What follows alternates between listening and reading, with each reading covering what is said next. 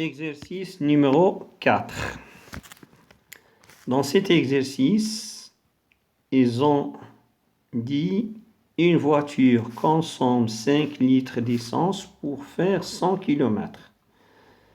Premièrement, on appelle X le nombre de litres pour parcourir Y km. Exprimer Y en fonction de X. Donc, c'est un exercice lié aux proportionnalités. Réponse. On appelle X le nombre de litres pour parcourir Y km. On va exprimer Y en fonction de X. D'après l'énoncé, on sait que 5 litres correspond à 100 km. X litres, il va correspondre à Y. Après la règle de 3, on peut trouver que Y est égal à 100 fois X sur 5. Donc, ça donne 20X. Deuxième question.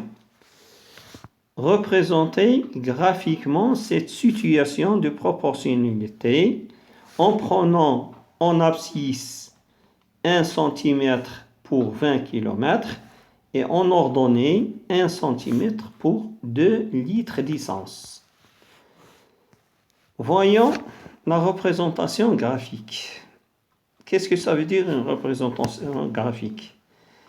On fait un repère. Un repère, ce sont deux demi-droites perpendiculaires. Le premier s'appelle axe des abscisses et le deuxième, il s'appelle axe des ordonnées.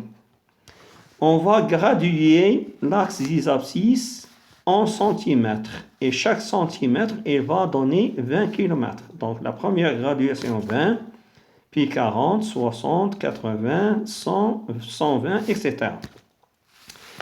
Dans l'axe des ordonnées, on va graduer en centimètres et chaque centimètre, il donne 2 litres.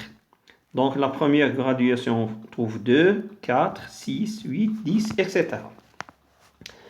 Pour trouver la représentation graphique, il faut savoir que la représentation graphique d'une situation de proportionnalité, elle passe toujours par l'origine. Et l'origine, c'est le point de rencontre des deux demi-droites.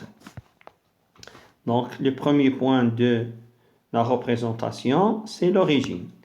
Le deuxième point, on va le trouver d'après l'énoncé. Dans l'énoncé, ils ont dit 5 litres, il correspond à 100. Donc, on va faire un point qui relie 5 litres avec 100. Et on trace cette droite, et cette droite s'appelle la représentation graphique de la proportionnalité.